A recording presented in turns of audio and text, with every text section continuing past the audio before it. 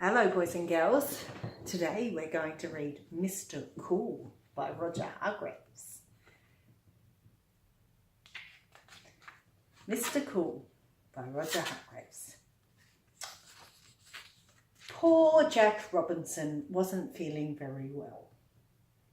He'd been in bed for days and he had to stay in bed until he was better. "I'm bored," he huffed. "I wish I could go outside and play with my friends." Poor Jack, he's got spots all over his face. Suddenly, a blue blur shot in through the open window.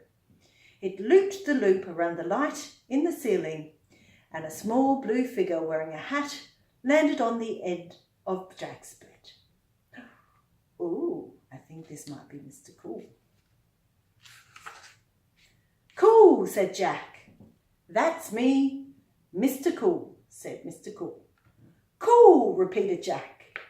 There's Jack and Mr. Cool meeting each other for the first time.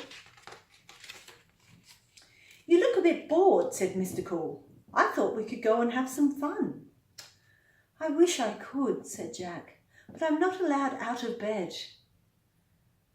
"I think we could make an exception just this once," said Mr. Cool, and he clicked his fingers. The next instant, Jack found himself sitting in the cockpit of a jet aeroplane. "Why don't you take it out for a spin?" suggested Mr. Cool. "What? Can I really fly it?" said Jack. "Sure you can," said Mr. Cool. "It's easy." There's Jack and Mr. Cool in the cockpit of a jet aeroplane.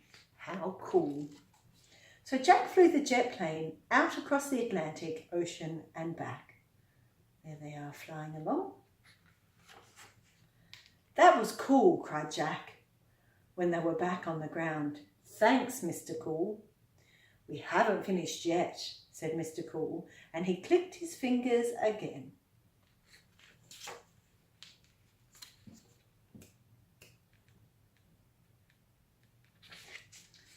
Jack heard a crowd roar. He was at a football ground, but he wasn't sitting in the crowd. He was on the bench with the other players, and he was even wearing the team strip. There's Jack, there's Mr. Cool. "Quick," said Mr. Cool, "the manager wants you to go on."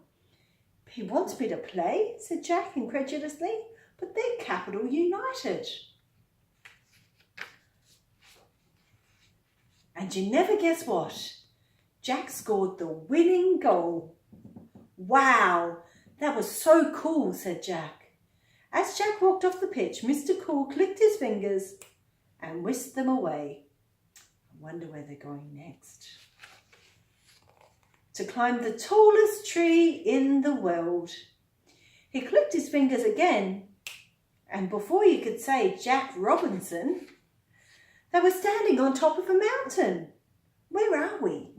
called Jack over the noise of the wind. "Mount Everest," said Mr. Cool. "How cool." "What are we doing here?" shouted Jack. "Sledging," said Mr. Cool. "Let's go." There's Mr. Cool and Jack standing at the top of Mount Everest, and they're about to go sledging. Exciting. Jack and Mr. Cool slid from the very top to the very bottom of Mount Everest. There they are. Whee! Sliding down it.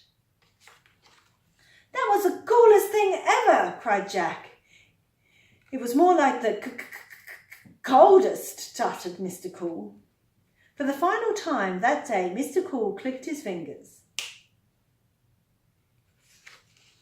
In an instant, Jack found himself back in his bedroom. "Thank you so much, Mr. Cool," said Jack. "That was amazing," laughed Mr. Cool. "Well, I'll be off," said Mr. Cool, "but there's one more thing, Jack. Have a look in the mirror." With this, Mr. Cool shot out through the open window. There's Mr. Cool. Jack went into the bathroom and looked in the mirror. "Cool," said Jack when he saw himself. And why do you think he was so pleased? That's right. All his spots had gone. Jack was better. There's Jack looking better. I wonder on which page did Jack get better? Are you going to have a look through the book and tell Annie Kane what page Jack got better? No, you're so clever to do that. Mr. Cool by Roger Hargreaves.